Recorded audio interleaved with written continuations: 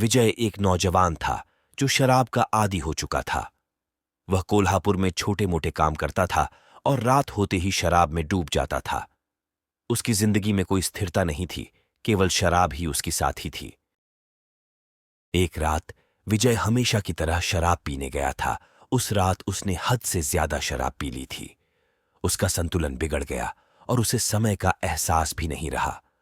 जब उसने घड़ी देखी तो रात के 11 बज चुके थे। वह अपने घर की ओर जाने के लिए लड़खड़ाते कदमों से चलने लगा। उस रात पूर्णिमा थी और आसमान पर चांदनी फैल रही थी।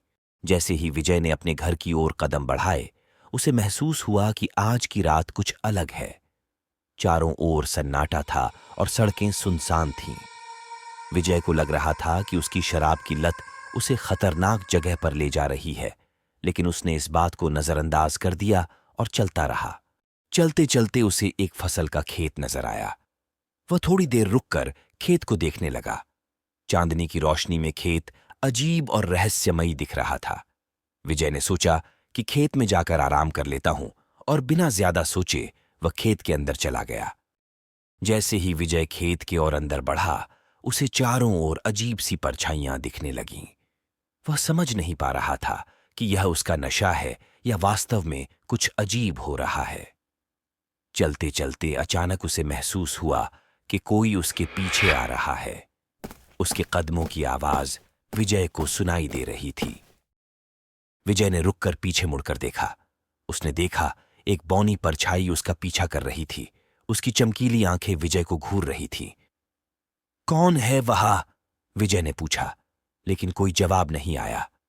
विजय पलटकर फिर से चलने लगा। चलते चलते वो अब थक गया था। विजय एक जगह पर रुक गया और नीचे बैठ गया।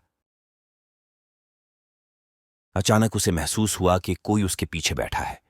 विजय ने धीरे से पीछे मुड़कर देखा, और जो उसने देखा वह देखकर उसके होश उड़ गए। विजय के सामने एक बच्चे के आकार की परछाई बैठी थी। उस परछाई की सिर्फ चमकती आंखें दिखाई दे रही थीं। ए बच्चे, तुम यहां क्या कर रहे हो? विजय ने पूछा। उस पर वह बच्चा अपनी लंबी जबान बाहर निकालकर हंसने लगा। उसका मुंह काफी बड़ा दिख रहा था। नोकीले दांत बाहर निकल आए थे। उसे देखकर विजय के होश उड़ गए। उसका दिल जोरों से धड़कने लगा। विजय आंखें फाड़कर उसे देख रहा था कि अचानक वो परछाई भयानक आवाज में बोली, तुम्हें यहां पर नहीं आना चाहिए था। चीखकर विजय वहां से उठा और भागने लगा। वो परछाई उसका पीछा कर रही थी। विजय दौड़कर खेत से बाहर रास्ते की ओर बढ़ रहा था। उसके पीछे अजीब सी आवाज करते हुए वो परछाई आ रही थी। विजय खेत से बाहर कूदने ही वाला था, तब उसके पैर उस परछाई ने पकड़ लिए और विजय मुंह के बल गिर गया। विजय वहीं पर बेहोश हो गया। सुबह हो गई थी। विजय को होश आया तब वो खेत के बाहर वाले रास्ते पर गिरा पड़ा था। रात की घटना को याद करते हुए विजय के रोंगटे खड़े हो गए। विजय तुरंत वहां से निकला और अपने घर चला गया। उस दिन के बाद विजय ने कभी शराब को नहीं छुआ।